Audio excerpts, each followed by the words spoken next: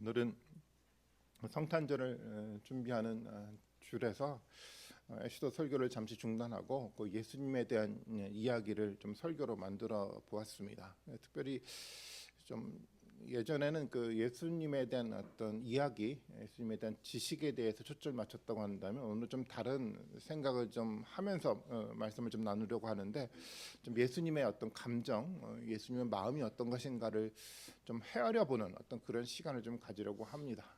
물론 지식은 어떤 이야기 자체 속에서 우리가 알 수 있기 때문에 뭐 어렵지 않게 이 성경 본문이 가지고 있는 이야기를 끄집어낼 수 있지만, 이 감정, 마음이라는 것은 사실은 어렵습니다.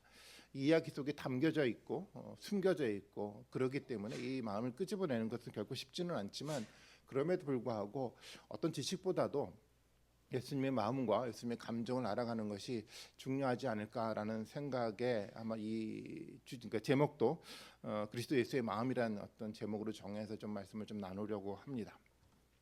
사실은 감정, 이 마음은 사실 우리에게 굉장히 중요해요. 그 하버드 대학교의 그 심리학과의 연구에 따르면 이런 이야기가 있어요.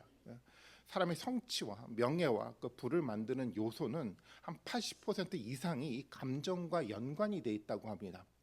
그리고 지식과 실력과의 관련성은 15%에 불과하다라고 이 연구 결과를 좀 발표를 했어요.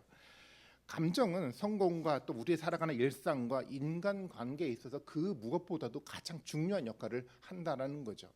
사실은 그래요. 그래서 하버드 대학교는 감정 수업을 좀 한다고 합니다. 이 감정을 컨트롤할 수 있고 건강한 감정들을 만들어가는 그 수업을 한다고 하는데요. 정말 우리에게도 어쩌면 어떤 지식보다도 이 지식이 담고 있는 감정, 그 마음이 보다 더 중요하지 않을까라는 생각을 좀 갖게 돼요. 사실은 그렇죠. 감정과 이 마음이 어쩌면 이 지식과 논리보다도 더 중요한 역할을 할 때가 굉장히 많아요.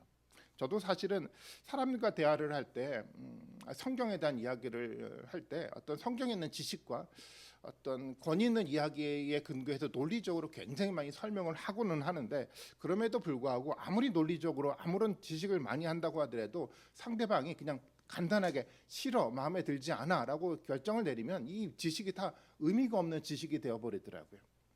사실은 어떻게 생각해 보면 이 감정이 더 중요한 것 같아요.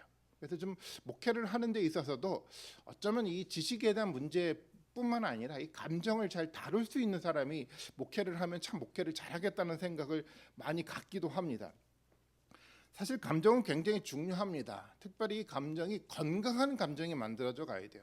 마음이 건강해져 가야지 우리가 이 건강한 마음으로 건강한 판단을 할 수가 있잖아요. 감정이 건강하지 않으면 사실 우리의 판단도 건강할 수가 없어요. 왜곡된 지식을 받아들이고 왜곡된 지식을 근거해서 잘못된 어떤 생각들을 만들어가게 되잖아요. 그러면서 고집을 만들어가게 되는 겁니다.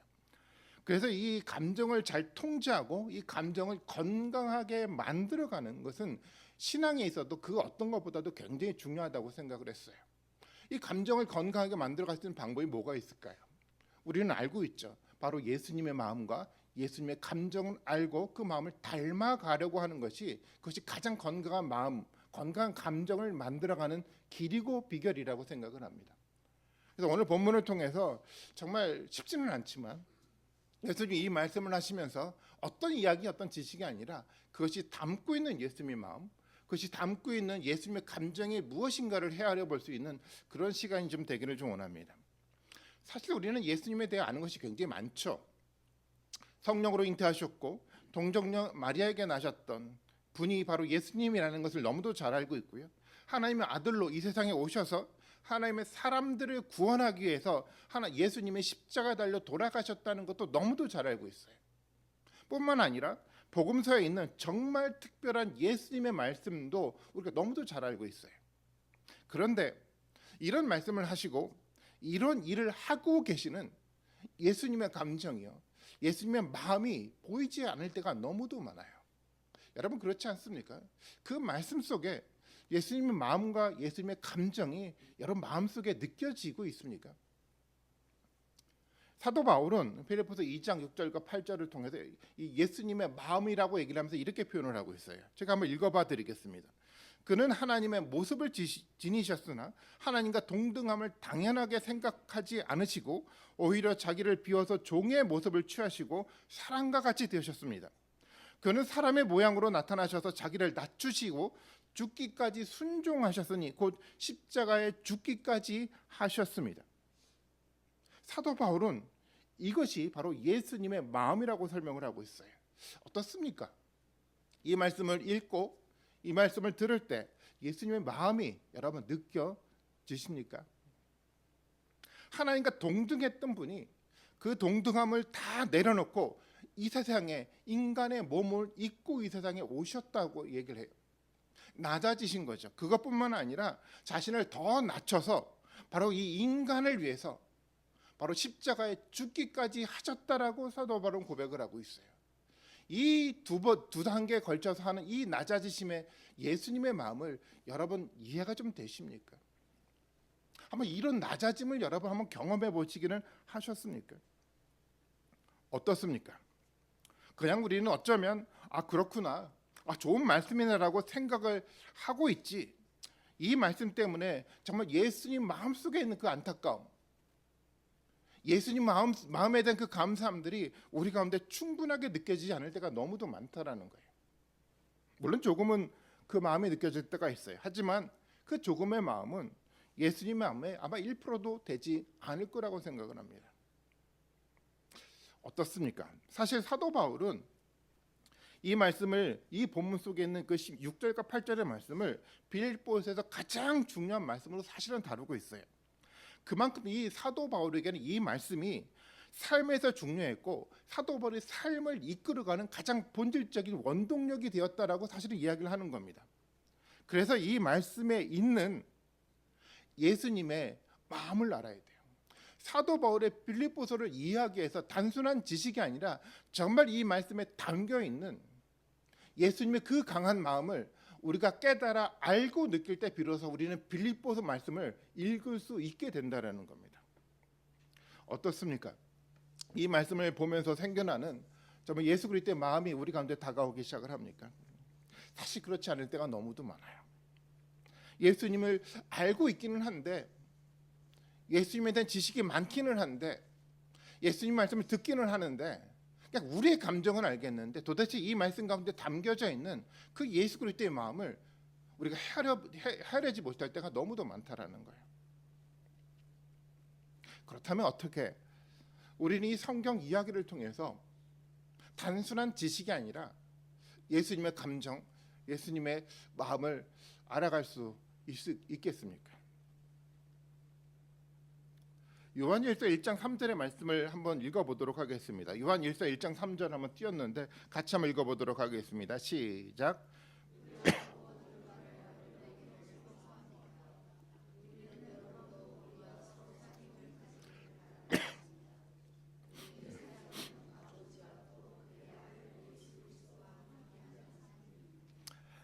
요한일서에서 이 본문에서 사실은 말하고 있는 가장 핵심적인 단어가 뭔지 여러분 딱 눈에 들어오죠. 바로 이 사귐이라는 단어입니다.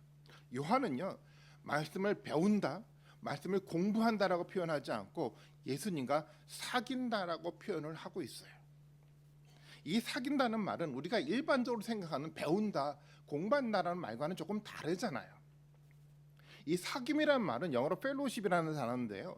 이 사귐을 하기 위해서 먼저 뭐가 필요하죠? 인격적 대상이 필요하잖아요. 산에 있는 바위를 보거나 아니 강에 흐르는 강을 보면서 내가 그 바위와 산과 사귄다라고 말하지 않아요.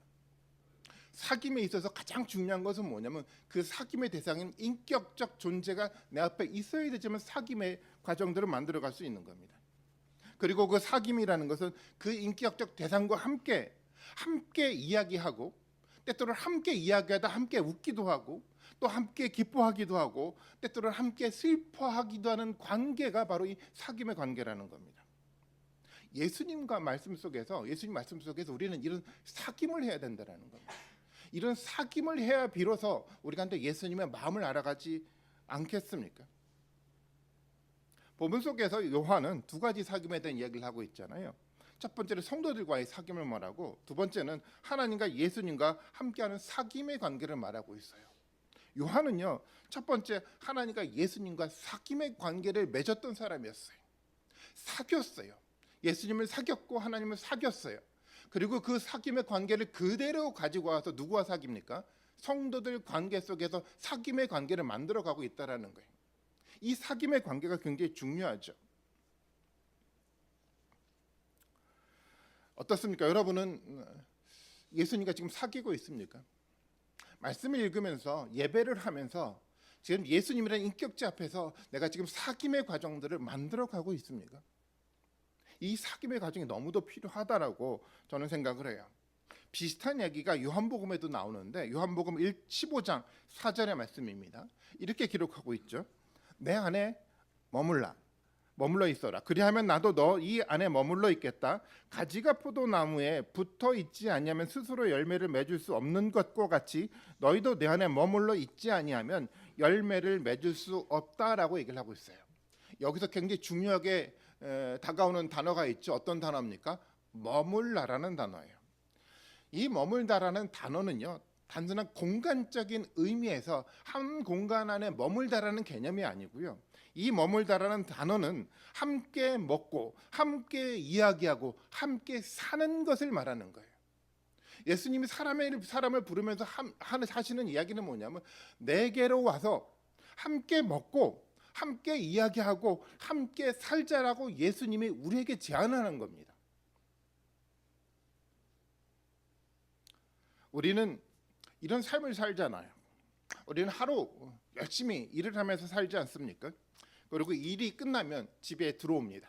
그 집에는 누가 있습니까? 가족이 있죠. 그럼 가족과 함께 맛있는 저녁을 같이 해먹고 그리고 하루 동안 있었던 이야기를 하고 그래서 함께 웃기도 하고 때때로는 함께 화도 내고 그러면서 하루를 마감하지 않습니까? 그것이 사는 것이잖아요. 그리고 이렇게 함께 살아갈 때 비로소 우리는 서로를 알아가게 돼 있어요.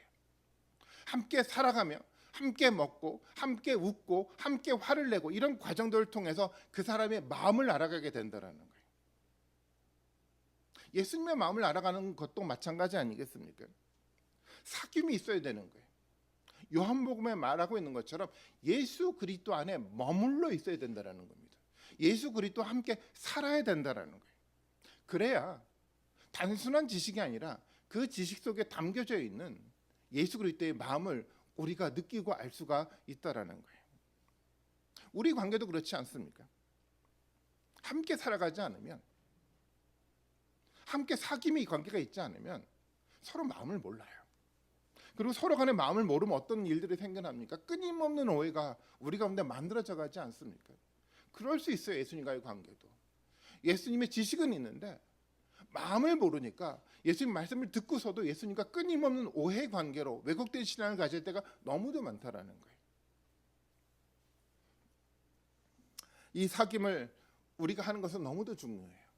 그래서 먼저 가장 중요한 것은 뭐냐면 이 하나님의 말씀이 예수 그리스도의 말씀이 단순하게 어떤 교훈이 되는 어떤 이야기로 이해를 하는 것이 아니라 가장 중요한 것은 뭐냐면 이 말씀이 인격체이신 예수 그리스도라고 인정하고 믿는 것이 가장 중요하다라는 겁니다. 우리가 항상 말하고 있지 않습니까? 이 말씀이 곧 누구라고 얘기를 하고 있습니까? 예수 그리스도라고 말하고 있잖아요. 살아있는 인격체가 이 말씀 속에 존재하고 있는 거예요.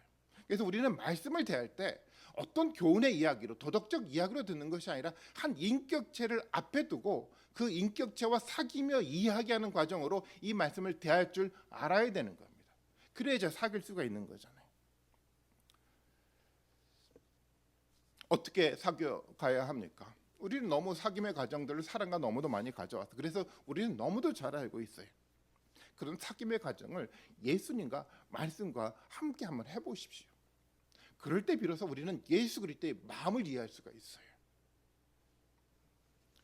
이 말씀과 함께 하루를 한번 시작해 보십시오. 가정도 그렇지 않습니까? 하루아침에 시작할 때 아침과 함께 더불어서 하루를 시작하지 않습니까? 예수님과의 관계도 마찬가지예요. 먼저 이 말씀을 두고 먼저 인사하고 이 말씀이 우리에게 뭐라고 말하고 있는지 어떤 격려의 이야기를 우리에게 하고 있는지 그 말씀을 인격체의 예수 그리스도를 인정하고 그 말씀을 듣고 여러분 하루를 한번 시작해 보십시오. 그리고 그 말씀을 붙들고 그냥 말씀이 아니라 인격적인 예수 그리스도를 우리 마음에 두고 한번 그렇게 살아가 보십시오. 예수 그리스도가 우리 함께 거하시면서 우리의 사귐의 과정을 삶 속에서 계속해서 진행해 나가고 있지 않겠습니까? 물론 열심히 일을 하다 보면 말씀이 기억나지 않을 때가 사실은 많아요. 그리고 이 말씀과 다른 행동을 할 때도 너무도 많아요. 많죠. 그런데 괜찮아요. 왜냐하면 그것이 우리의 삶인 거잖아요. 사귐이라는 과정은요, 우리가 어떤 잘못했던 것들에 대해서, 말씀을 잊었던 것들에 있어서 책망을 하는 것이 아니라, 이 사귐은 그 모든 것까지도 함께 나누면서 함께 공유하는 것이 사귐의 관계잖아요.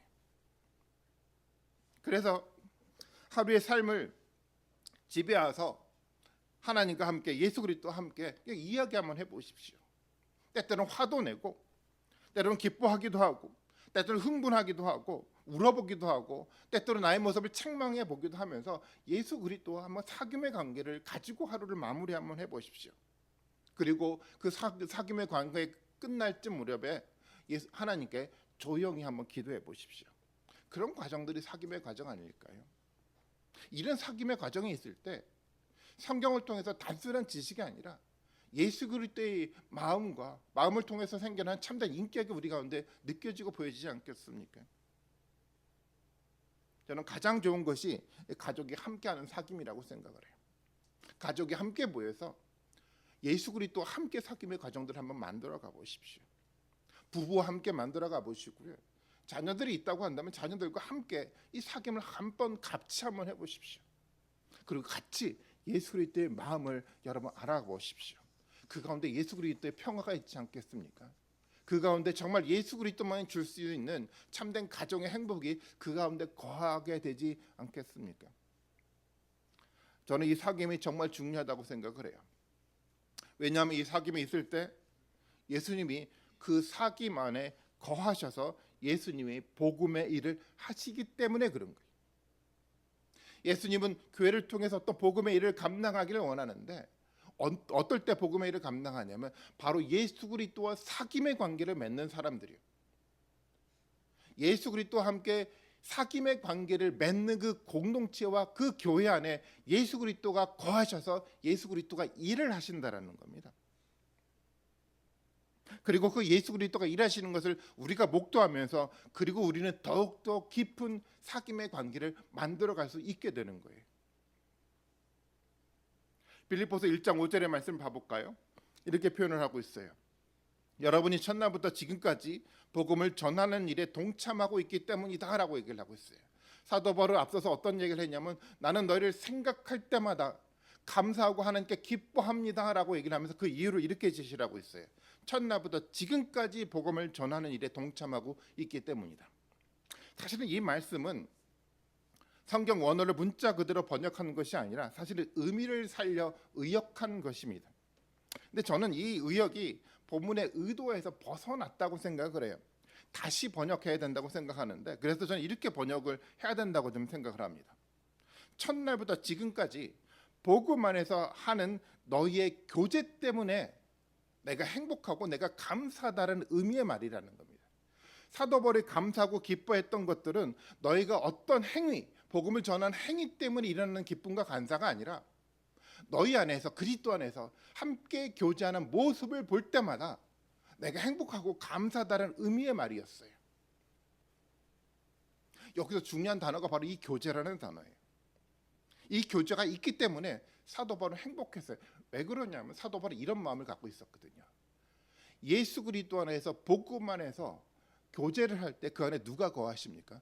예수 그리스도가 거하셔서 그 예수 그리스도와 이 공동체와 함께 일을 해 나가실 뿐만 아니라 마지막 날까지 예수 그리스도가 이 일을 마친다라는 확실한 믿음을 갖고 있었기 때문에 사도 바울이 이런 기쁨과 감사가 있었던 것이었어요. 내가 복음을 전하는 일에 너희가 함께 내가 참여해 주니까 고마워라는 이야기가 아니라 복음의 교제를 하는 가운데 바로 예수 그리스도께서 거하셔서 예수 그리스도가 마지막 날까지 이 공동체를 축복하시고 인도하시면서 하나님 일에 동참하게 된다는 확고한 믿음이 사도 바울 가운데 있었기 때문에 당연히 감사와 기쁨이 예수 그리스도 때문에 생겨나는 거였어요. 빌립보 교회 사람들은요 복음 안에서 교제할 줄 아는 교회였어요. 복음 안에서 예수 그리스도와 사귐을 할 줄 아는 교회였다라는 겁니다. 요한일서의 표현대로 사귐이 있었고요. 요한 복음의 표현대로 정말 같이 예수 그리스도와 함께 머물며 살아갔던 공동체가 빌립보 교회 공동체였잖아요. 이것이 하나님이 원하는 공동체였어요. 어떤 사람들은 가끔 이런 이야기를 저에게 얘기를 하고 있더라고요. 왜 이 교회는 예배하고 교제하고 말씀을 나누는 것은 알겠지만 왜 어떤 사역도 어떤 행동도 하지 않느냐라고 이야기하시는 분들이 있어요. 어떤 행동도 하지 않는 것이 아니라 가장 중요한 본질적인 일들을 우리가 놓치지 않게 해서 이것을 하는 거잖아요. 예수 그리스도가 함께 거하시기 위해서 우리가 함께 예배하고 말씀으로 같이 교제하고 서로의 성도 간의 사귐의 관계를 만들어 가려고 노력하고 있지 않습니까? 왜냐하면 그래야 그것 가운데 누가 거하시게 됩니까? 바로 그럴 때 예수 그리스도가 거하시는 거잖아요. 예수 그리스도가 거하시고 그래서 그 거하셨던 예수 그리스도가 공동을 통해서 일해 나가시는 것을 우리가 볼 수 있고 그것 가운데 우리가 예수 그리스도와 함께 동행하는 삶들을 살아갈 때 예수님이 만들어간 사역이 우리 가운데 만들어져 갈 수가 있는 겁니다. 건강한 복음의 교제를 할 때 우리는 예수님의 마음을 알아갈 수가 있어요. 예수님의 마음을 알아가면 당연히 예수님의 그 마음에 다른 그것이 아니라 예수님의 계획을 우리에게 보여주십니다. 그리고 우리와 함께 예수님의 복음의 일을 해 나가시는 겁니다. 이것이 신앙생활의 본질인 거예요. 예수님과 사귐을 하지 않는 사람들은요, 예수님의 마음을 당연히 알지 못해요. 몇 가지의 지식만 갖고 있지 예수님의 그 마음 속에 있는 그 깊은 마음을 조금도 이해하지 못해요. 그 마음을 알지 못하면 어떻게 됩니까? 예수님의 계획을 당연히 알지 못합니다. 그리고 누구의 계획을 세우냐면 예수님의 계획이 아니라 자신의 계획을 세워 교회 안에서 어떤 일을 열심히 해나가기도 합니다. 그러다 어떤 일들이 생겨납니까? 예수님이 그리스도의 예수님 마음을 품지 않는 그 열심은 교회를 분열의 상태로 만들어 간다라는 거죠. 그리고 교회 일에서 예수님은 보이지 않고 그냥 사람만 드러나는 일을 목도하게 된다라는 거예요. 그런 모습을 우리 주변에서 너무도 많이 보아오지 않았습니까?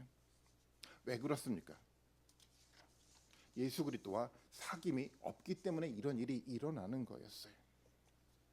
정말 우리에게는 그 무엇보다도 예수 그리스도와 사귐의 과정들, 사귐의 예배, 사귐의 어떤 그 삶에 대한 모습들이 우리 가운데 정말 있어야 된다라고 저는 믿고 있어요.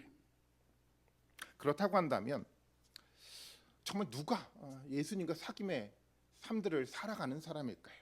어떻게 예수님과 사귀는 사람들을 우리가 찾아내고 발견할 수 있을까요? 찾아낼 수 있죠. 그 사람의 삶에서 드러나는 인격을 보고 예수님과 사귀고 있는지 아닌지를 우리가 찾아낼 수 있지 않습니까? 정말 그래요. 예수님과 사귐을 하는 사람은요, 예수님의 인격이 그 삶 가운데 드러나게 돼 있어요. 여러분 그렇잖아요. 사귀고 그 사람의 마음을 알아가면요, 그 인격이 만들어져 가요. 지식은 우리의 인격을 잘 만들어가지 못하지만 이 마음은 우리의 인격을 만들어가게 돼 있어요. 이런 예수 그리스도의 인격이 드러나지 않으면 그 사람이 아무리 많은 일을 한다고 해도 아무리 유명한 사람이라고 하더라도 예수님과 사귐의 관계를 맺고 있다라고 우리가 생각할 수 없다라는 거예요. 어떤 인격이 우리 가운데 나타나야 됩니까? 빌립보서 2장 3절의 말씀 볼까요? 한번 빌립보서 2장 3절의 말씀을 같이 읽어보도록 하겠습니다. 시작.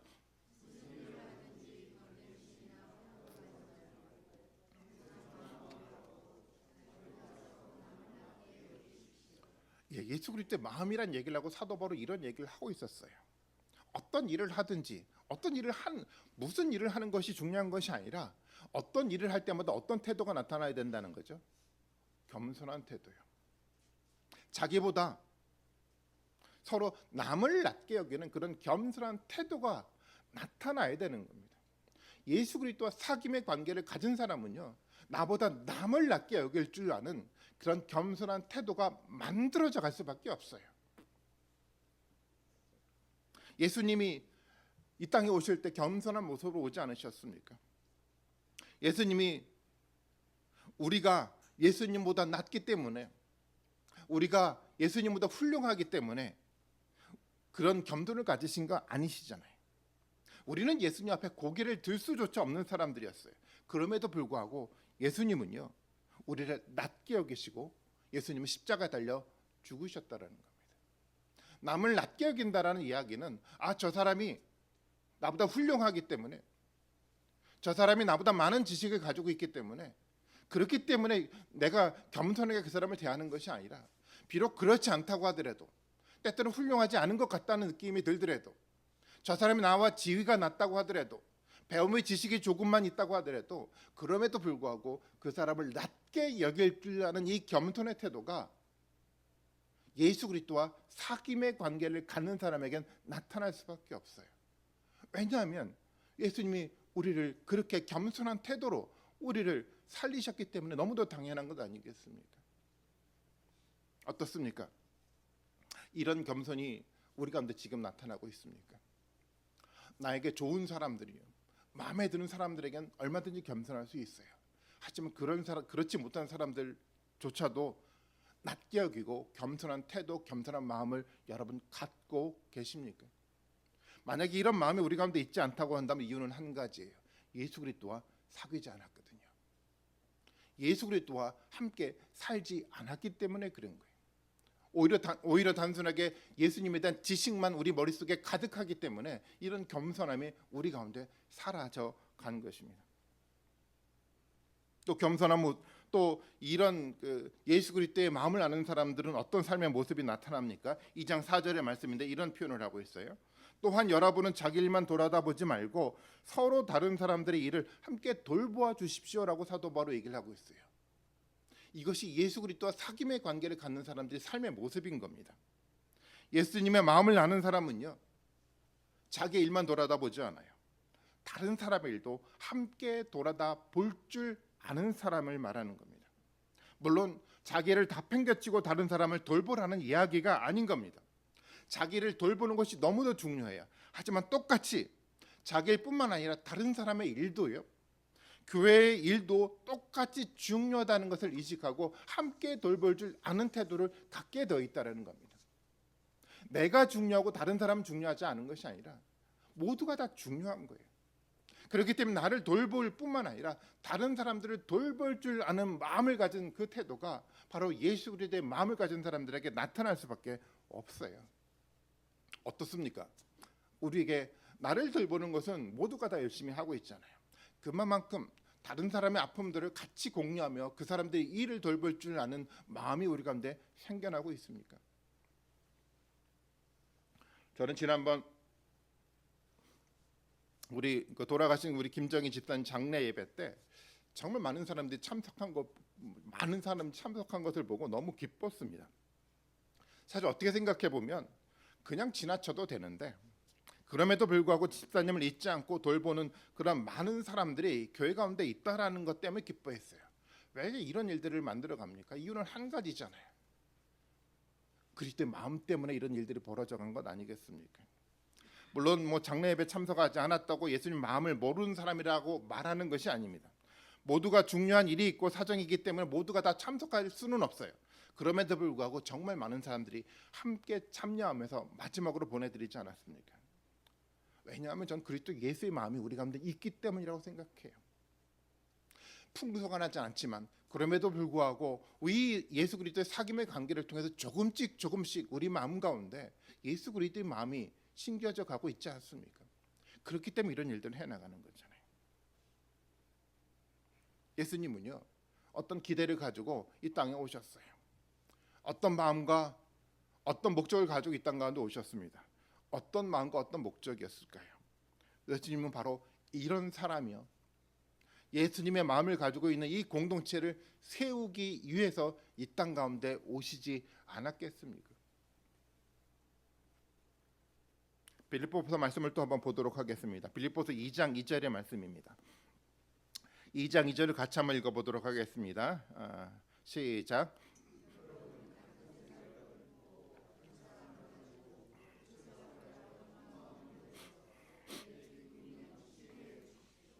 네, 이 말씀에는 그 비슷한 말이 계속해서 반복되어 가고 있잖아요. 같은 생각, 같은 사랑, 뜻을 합하고 한 마음, 이런 단어가 되게 비슷하게 반복돼서 등장하고 있어요. 그런데 이 네 가지 단어가 조금은 사실은 다른 의미를 가지고 있는 조금 다른 단어들입니다. 이 말을 좀 다른 말로 좀 번역하자면 이렇게 이야기할 수 있어요. 같은 생각과 같은 사랑과 성령 안에서 하나됨과 그리고 하나의 목적이라는 단어로 번역할 수가 있어요. 여기서 가장 중요한 말씀은 뭐냐면 성령 안에서 하나가 된다는 말이에요. 성령 안에서 하나가 된다는 말은 어떤 의미냐면 말씀 안에서 하나가 된다는 의미잖아요.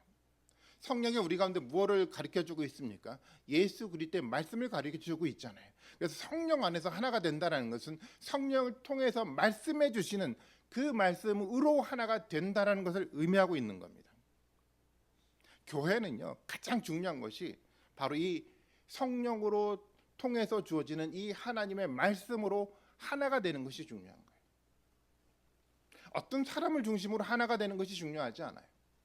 어떤 이념을 가지고 하나가 되는 것이 중요하지 않아요. 오직 예수 그리스도의 말씀을 통해 하나가 되는 이 하나됨이 교회의 가장 중요하고 본질적인 모습이라고 말씀드릴 수가 있어요. 물론 말씀 안에 하나가 된다라는 것은 그냥 여러 가지 많은 말씀을 가지고 하나가 된다는 이야기하고는 달라요. 어떤 사람들은 말씀 안에서 하나가 된다고 하니까 내가 예전에 들었던 어떤 말씀, 내가 어떤 사람에게 들었던 말씀, 내가 옳다고 생각했던 그 말씀을 가지고 들어와서 우리가 하나가 되자라고 얘기를 해요. 여러분, 그런 태도를 가지고 교회는 절대 하나가 될 수가 없어요.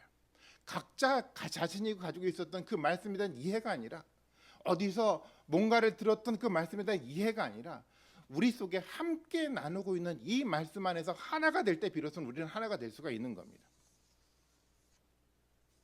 우리는 기도하면서 항상 이런 기도를 하고 있지 않습니까? 이 말씀을 통해서 성령이 함께 해주길 바라는 마음으로 기도하고 있지 않아요. 성령 우리에게 어떤 말씀을 던져주실 거라는 믿음을 가지고 우리가 기도하고 있지 않습니까? 그렇다고 당연하죠. 이 말씀을 통해서 성령 우리에게 분명히 어떤 메시지를 전하고 있고요. 여러분 마음속에 어떤 삶을 통해서 역사하기를 성령 기대하고 있어요. 바로 그 말씀이요. 이 공동체 가운데 주어져 가고 있는 그 하나의 말씀을 가지고 하나가 될 때 비로소 하나의 공동체가 될 수가 있는 거예요. 각자 다른 어떤 경험, 각자 달았던 어떤 여러 가지 많은 상황들을 통해서 만들어져가는 하나됨이 아니라 매주 우리 가운데 성령을 통해서 주어지는 그 말씀을 함께 묵상하고 함께 삶을 나눠갈 때 하나된 공동체가 성령 안에서 만들어져 갈 수가 있는 거예요.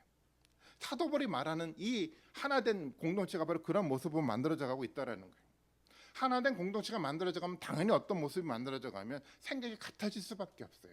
당연하지 않겠습니까? 성도들 각자의 생각이 아니라 이 하나의 말씀을 통해서 한 성령이 주시는 말씀 때문에 우리는 하나의 생각을 가질 수밖에 없어요. 하나의 생각을 갖게 되면 어떤 일들이 만들어져 갑니까? 당연히 하나의 행동을 할 수 있어요. 같은 사랑을 가지고 같은 사랑의 행위를 만들어 가게 되더라는 거예요. 같은 말씀을 가졌기 때문에, 그 말씀을 통해서 예수 그리스도의 동일한 마음을 품고 있기 때문에 우리가 행동하는 모든 것 속에 사랑이 나타나고요. 그 사랑의 모습을 통해서 우리는 같은 의미의 사랑을 경험하고 보고 목도하면서 더욱더 커다랗게 하나됨의 마음을 만들어갈 수가 있다는 겁니다. 바로 이 말씀을 통해서요. 그러다 보면 어떤 일들이 생겨납니까? 서로 간에 사랑을 하고 같은 생각을 통해서 만들어져 가다 보면 우리 가운데 공통의 목표점이 생겨나기 시작을 해요. 교회 가운데 하나님이 주시고자 하는 목적이 무엇인지를 그제서야 발견할 수 있게 된다는 겁니다. 목적은요, 교회를 세우는 목적과 목표는요, 우리가 세워가는 것이 아니에요. 하나된 공동체 속에서 모두가 공감하고 같은 사랑을 가지고 갈 때 하나님이 그 가운데 어떤 목적을 부여해 주시는데 그 목적 앞에 교회가 세워져 가는 것이, 이것이 교회의 모습인 겁니다. 우리는 항상 교회의 머리는 예수 그리스도라고 얘기를 해요. 교회의 중심은 말씀이라고 얘기를 합니다. 근데 실제로 그렇지 않아요. 각자 가지고 있었던 생각이요, 각자 경험했던 경험들을 가지고 교회의 중심을 만들어 가려고 해요. 아니요, 그렇지 않아요. 하나된 공동체는 그 어떤 사람의 생각도 아니고 그 어떤 사람도 아니고 오직 하나 되게 하는 이 말씀을 중심으로 생각을 만들고 같은 사랑을 만들고, 그래서 하나의 목적을 만들어가면서 하나된 공동체를 만들어갈 수가 있어요. 그렇게 하나된 공동체가 만들어갈 때 우리 삶 가운데 어떤 일들이 생겨날까요? 당연하죠. 평화가 생겨나겠죠. 당연히 행복이 생겨나겠죠. 같은 마음인데 우리 속에 화평이 생겨나지 않겠습니까? 저는 이 길밖에 없다라고 생각해요. 예수님이 이 땅 가운데 오실 때 뭐라고 얘기를 하셨습니까? 예수님이 이 땅 가운데 오셨을 때 세상 가운데 참된 평화가 이 땅 가운데 선포되지 않았습니까? 맞아요. 그 어떤 사람의 생각이 아니라 예수 그리스도의 마음을 품고 예수 그리스도와 함께 하나의 목적을 가지고 살아가는 그 공동체 가운데 예수 그리스도가 주시는 참된 평화가 실현돼 갈 수밖에 없다라는 거죠. 바로 이것이 예수님이 기대하는 교회 아닐까요? 이 평화, 이 행복이 예수님이 우리에게 주고자 하는 참된 선물이고 축복이 아니겠습니까? 그리고 이 삶을 살아가는 사람들에게 하나님은 아주 좋은 선물을 우리에게 주십니다.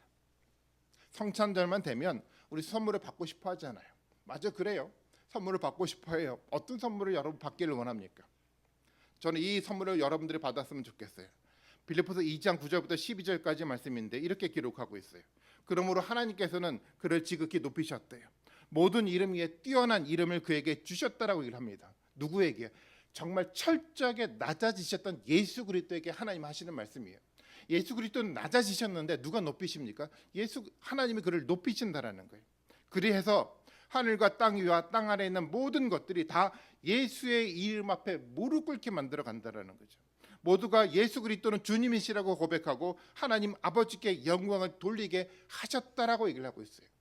이 낮아짐의 모습을 통해서 누가요? 예수 그리스도 스스로가 높아진 것이 아니라 하나님이 그를 높이셨다라는 겁니다. 하나님이 그를 영광되게 만들어 주셨다라는 이야기잖아요.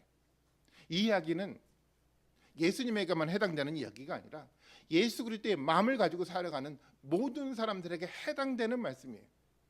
예수 그리스도의 마음을 품고 철저하게 낮아짐에 겸손한 태도를 가지고 살아갈 때 내 일뿐만 아니라 다른 사람의 일들을 동등하게 생각하고 돌아다 볼 줄 아는 예수 그리스도의 심장으로 살아가는 그 사람들 가운데 하나님 이런 메시지, 이런 선물을 우리에게 약속하고 있는 거예요. 내가 너를 높이겠다라는 거예요. 내를 너 가운데 영광 가운데 세우겠다라고 하나님이 약속하고 있다라는 거예요. 이것이 성탄절의 축복 아니겠습니까? 예수님이 이 땅 가운데 오셔서 우리에게 삶의 모습을 보여주시면서 예수님이 실제적으로 하늘로 올라가셔서 영광 가운데 보이셨던 것처럼 그 삶의 축복이 우리 가운데 주어지도록 예수님이 이 땅 가운데 오신 것 아니겠습니까? 마지막 12절에 그래서 사도 바울은 이런 이야기를 하죠. 그러므로 사랑하는 여러분이 언제나 순종했던 것처럼 내가 함께 있을 때뿐만 아니라 지금 내가 같이 없을 때에도 더욱 순종하여서 두렵고 떨림으로 자기의 구원을 이루어 나가라라고 얘기를 하고 있어요.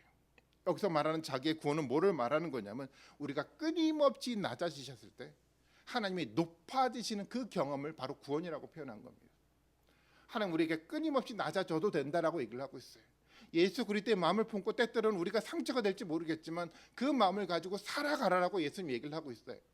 왜냐하면 하나님이 높이실 것이기 때문에 그래요. 바로 그런 모습을 가지고 예수님이 이 땅 가운데 오셨기 때문에 당당하게 사도 바울은 이런 이야기를 하는 겁니다.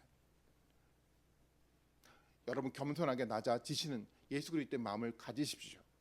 왜냐하면 그 마음을 통해서 하나님이 높이시는 영광된 일을 여러분들에게 선물로 축복으로 주신다라고 약속하고 있는 겁니다. 저는 그래서 우리 모두가 예수님에 대한 아주 단순한 지식이 아니라 그 지식 가운데 담겨져 있는 때때로 숨겨져 있는 그 그리스도의 마음을 이해하고 그리스도의 마음을 품고 살아가는 여러분들이 되셨으면 좋겠어요. 그리고 그 마음속에 주시는 참된 예수 그리스도의 인격을 통해서 정말 하나님이 주시는 참된 축복을 다 받아 누리시는 우리 모든 분들이 되셨으면 좋겠습니다. 예수님이 2000년 전에 이 땅 가운데 오셨어요. 그 예수 그리스도의 마음을 우리가 다 알지는 못합니다. 그럼에도 불구하고 말씀을 통해서 예배를 통해서 우리의 교제를 통해서 조금씩 그 마음을 알아가기 시작할 때 우리들에게 하나님은 참된 평화를 우리에게 주신다라고 약속하셨어요. 예수님이 이 땅 가운데 오셨을 때는 하늘에는 그것이 영광이 된다고 얘기를 했어요. 그리고 땅에서는 하나님이 주시는 평화가 있겠다라고 약속하셨습니다. 예, 그래요. 예수님이 그런 모습을 가지고 이 땅 가운데 오셨습니다. 여러분들이 낮아지는 예수 그리스도의 마음을 가지고 살아갈 때마다 하나님 축복을 주실 뿐만 아니라 우리 가운데 참된 행복과 평화를 주실 뿐만 아니라 이것이 곧 하늘에서 참된 하나님께 영광이 되는 삶이라고 하나님은 선포하셨던 겁니다. 여러분 그런 삶들을 살아가길 원치 않습니까? 여러분 어떤 몇 사람들에게 칭찬받는 그런 사람이 아니라 정말 예수님의 마음을 가지고 살아갈 때 그 마음 속에서 정말 하나님의 칭찬이 되는 그런 삶이에요. 하나님께 정말 내가 너의 삶들을 통해서 영광을 받았다라는 그런 축복의 말씀을 듣는 그런 삶들을 우리가 살기를 원치 않습니까? 예수 그리스도의 마음을 품어가시는 여러분들이 되셨으면 좋겠어요. 성탄절을 준비하고 성탄절을 맞이해가면서 예수님이 오셨던 참된 목적을 우리가 마음으로 깨닫고 그 마음 가운데 그 말씀 그대로 살아가는 가운데 정말 하나님만이 주시는 세상의 평화가 아니라 하나님의 평화를 누리시는 우리 모든 분들이 되시기를 주님의 이름으로 축원드리겠습니다. 기도하시겠습니다. 함께 같이 한번 기도하기를 좀 원합니다. 우리는 그 예수 그리스도의 마음을 알아가야 돼요. 사귐이 있어야 되고 예수 그리스도 함께 살아가야 됩니다. 그래야 되지만 예수 그리스도 일을 할 수가 있어요. 정말 그런 모습으로 우리가 새롭게 세워져 갈 수 있도록 이 시간 같이 한번 기도하길 원합니다. 같이 기도하시겠습니다.